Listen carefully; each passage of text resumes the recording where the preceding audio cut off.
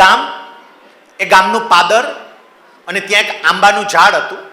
એક નાનો બાળક, એને આંબો બહુ ગમતો એટલે જઈ અને આંબાના ઝાડ સાથે રમે. એકલો છોકરો આંબા સાથે રમે, આંબાની ઉપર ચડે, આંબાની કેરીઓ ઉતારે, કેરીઓ ખાય, મજા કરે, થાક લાગે, આંબાના છાયામાં સૂઈ જાય. પછી અમુક સમય થયો ને એટલે એ છોકરો આંબા પાસે આવતો બંધ થઈ ગયો. આંબો બિચારો રાહ જોવે, હમણાં આવશે હમણાં આવશે, પણ આવે નહીં. પછી અચાનક એક વખત દેખાણો, 15-16 વર્ષની એ દીકરાની ઉંમર ને દેખાણો, આંબો ઓળખી ગયો. આંબાએ તરત કહ્યું કે બેટા ક્યાં અદ્રશ્ય થઈ ગયો તો, કેમ દેખાતો નહોતો? હું તો તારી રાહ જોતો હોય. અને એ વખતે પેલો છોકરો કે એમાં એવું છે કે મારું ભણવાનું ચાલુ થયું ને પછી મને તમારી પાસે આવવાનો ટાઈમ નહોતો મળતો. આંબો કહેતો હવે કેમ આવ્યો? એ કે મને છે ને 12મું ધોરણ પાસ થઈ ગયો છું, મારે મેડિકલ કોલેજમાં એડમિશન લેવું છે, પણ ફી ભરવાની પૂરતી વ્યવસ્થા નથી.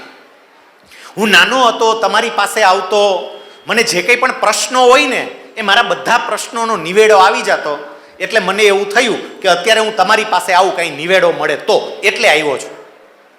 આંબો કે કાંઈ વાંધો નહીં, એક કામ કર, અત્યારે મારા ઉપર કેરીઓ આવી છે, બધી જ કેરીઓ ઉતારી લે, ઉતારીને લઈ જા, વેચી નાખજે અને તાર ભણવાની ફી ભરજે, જા લઈ જા. બસ પેલા છોકરાએ બધી કેરીઓ ઉતારી લીધી, કેરીઓ ઉતારીને લઈને જતો રહ્યો.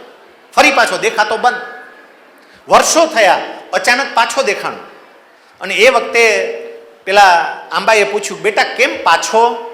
એ કે હવે એવું છે કે મારું અભ્યાસ ને બધું પૂરું થઈ ગયું, હવે મારે મારી ક્લિનિક ચાલુ કરવાની છે, અને મારી ક્લિનિક ચાલુ કરવાની છે ને એના માટે મને પૈસા જોઈએ છે, પણ મારી પાસે પૈસા નથી.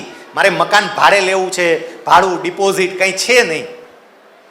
આંબાએ એવું કહ્યું કે હવે તો હું વૃદ્ધ છું, મારામાં એટલી બધી કેરીઓ નથી આવતી, પણ એક કામ કર, મારી ડાળીઓ છે ને બધી ડાળીઓ કાપીને લઈ જા, જા ડાળીઓ કાપીને લઈ જા, લાકડું વેચી નાખજે, અને એમાંથી તારે ભાડાની જે વ્યવસ્થા કરવી હોય એ કરી લેજે. પેલો છોકરો કે પણ હું તમારી ડાળીઓ કાપું તો તમે તો બુઠ્ઠા થઈ જાઓ.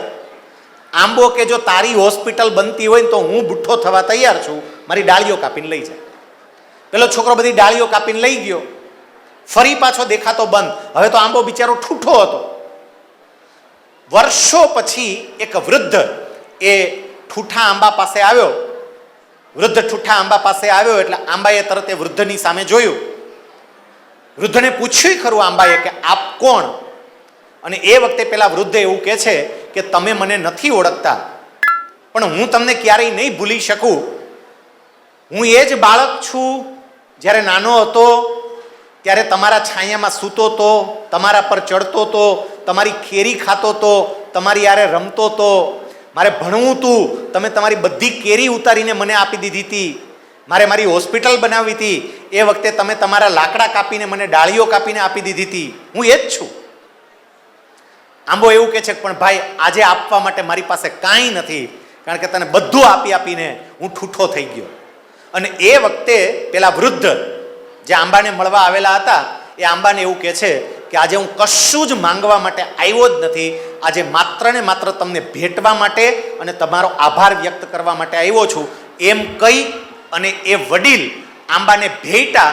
અને આંબાને ભેટતાની સાથે જ આંબામાં એક નવી કૂંપણ ફૂટી, કારણ કે આંબાને મજા આવી. સાહેબ હવે સમજો હું જે કહું છું તે, આ કોઈ આંબાની વાર્તા છે જ નહીં, આ તમારી મારી આપણી વાર્તા છે. એ આંબો એટલે આપણા વડીલો, યાદ છે? એ જ વડીલો પાસે રમતા હતા, વડીલોના ખોડા ખૂંદતા હતા, વડીલોના ખોડા પલાળતા હતા, વડીલોના ખભા ઉપર બેસીને ગામની બજારોમાં નીકળતા હતા. યાદ છે? એ જ વડીલો આપણને સાચવતા હતા.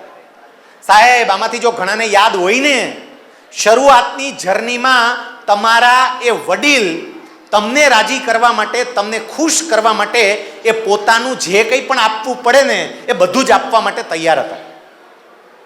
એ જ વડીલોએ જ્યારે આપણને ભણાવવાના હતા, આપણને ધંધે ચડાવવાના હતા, પોતાની પાસે જે કંઈ પણ હતું બધું જ આપી દીધું. એ ઠૂઠા થઈ ગયા. અને હવે આપણી જવાબદારી છે કે આ બધા જ વડીલોને યોગ્ય આદર, સત્કાર અને માન મળે. પંચાલ સમાજના સૌ સભ્યો કાન ખોલીને સાંભળી લેજો. જો ખરા અર્થમાં લક્ષ્મીજી તમારા ઘરમાં નિવાસ કરે એવું ઈચ્છતા હોય તો વડીલોનો આદર સત્કાર થશે તો જ લક્ષ્મીજી આવશે, નહીતર લક્ષ્મીજી નહીં આવે. આ લખી રાખજો. વડીલોનો આદર સત્કાર કરતા શીખો.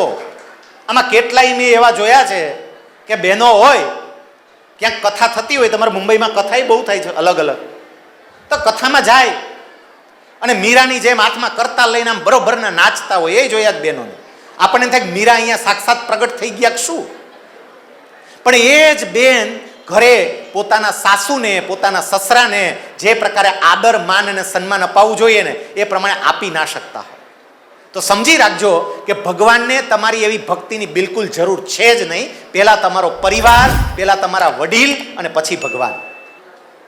ભગવાન કૃષ્ણ જ્યારે મથુરા ગયા મામા કંસના આમંત્રણથી, પાછળ જેટલા લોકો ઊભા છે ને બધું પેક થઈ ગયું છે, પણ એટલી વિનંતી છે કે મહેરબાની કરીને પાછળવાળા થોડો અવાજ નહીં કરતા, કારણ કે પાછળવાળાને દેખાતું ના હોય, સંભળાતું ના હોય એટલે થોડું થાય. બધું જ પેક થઈ ગયું છે. એટલા બધા મોટી સંખ્યામાં લોકો અહીંયા ઉપસ્થિત છે અને પાછળ લોકો ઊભા ઊભા સાંભળે છે.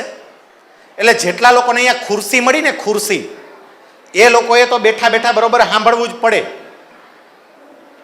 હું જે વાત કરતો હતો એ કે ભગવાન કૃષ્ણ જ્યારે મથુરાની અંદર ગયા, ઘણા બધાના ખબર હશે, મથુરામાં ગયા ત્યારે મહારાજા કંસે એમની રહેવાની વ્યવસ્થા મહેલની અંદર કરી હતી. બહુ જ સરસ વ્યવસ્થા કરી હતી. પણ ભગવાન કૃષ્ણ મહારાજા કંસના મહેલમાં નથી રહ્યા. એ ઉપવનમાં, બગીચામાં, મથુરાની બહાર રહ્યા. અને જ્યારે અક્રૂરજી ભગવાનને મળવા માટે ગયા અને અક્રૂરજીએ કહ્યું કે તમારા માટે બધી જ વ્યવસ્થા મહારાજા કંસે કરી છે, તો તમે ત્યાં રહેવા માટે કેમ ન ગયા? અને એ વખતે કંસ, પેલા કૃષ્ણ ભગવાને જે જવાબ આપ્યો હતો ને એ સાંભળજો. એ વખતે ભગવાને એવું કહ્યું કે જ્યાં સુધી મારા પિતા વસુદેવજી અને મા દેવકી એ બંને કારાવાસમાં હોય, જેલમાં હોય, ત્યાં સુધી મહેલમાં રહેવાનો અધિકાર મને કેવી રીતે મળે? મારા વડીલ, એને જો યોગ્ય સુવિધા નહીં મળતી હોય ને તો મને મળતી કોઈ સુવિધા આનંદ નહીં આપે. એ પણ યંગસ્ટર્સ કે નવી પેઢી સમજજો. એટલે વડીલોનો યોગ્ય આદર સત્કાર થાય ને એ જોજો. રાજકોટની અંદર એક લિંબાસિયા પરિવાર છે રાજકોટમાં, અને એ લિંબાસિયા પરિવારને ત્યાં વસંતભાઈ એમનું નામ, એમના માતુશ્રીને 100 વર્ષ પૂર્ણ થતા હતા. એનો એક કાર્યક્રમનું આયોજન કર્યું હતું. મારે કાર્યક્રમ સંભાળવાનો હતો એટલે વારે વારે વસંતભાઈની ઘરે જવાનું થાય. હું ત્યાં એમની ઘરે ગયો ને ત્યારે એમની દીકરી વિશે મને ખબર પડી. અહીંયા બેઠેલી કોલેજિયન દીકરીઓ સાંભળજો ભાઈ. એ દીકરીનું નામ દર્શિકા. દીકરી કોલેજમાં સ્ટડી કરતી હતી, પણ મને એ જાણવા મળ્યું કે દીકરી પોતાની દાદી સાથે રોજ અડધી કલાક બેસે અને દાદી આરે વાત કરે, દાદીને હસાવે, દાદીને રમાડે, દાદીને જાત જાતના પ્રશ્નો પૂછે. હે દાદી, તમારા લગ્ન થયા ત્યારે તમે દાદાને જોયા હતા કે નહોતા જોયા? એટલી દાદીને મજા કરાવે. આ બધી વાત મેં જ્યારે જાણી ત્યારે મેં વસંતભાઈને એવું કહ્યું કે વસંતભાઈ, તમારા બા 100 વર્ષ જીવી ગયા, એમાં દીકરીનો પણ બહુ મોટો ફાળો છે. કારણ કે આ દીકરી જે બા સાથે વાતો કરતી હતી ને એને કારણે બાની કેટલીય દવાઓ ઓટોમેટિક બંધ થઈ જાય.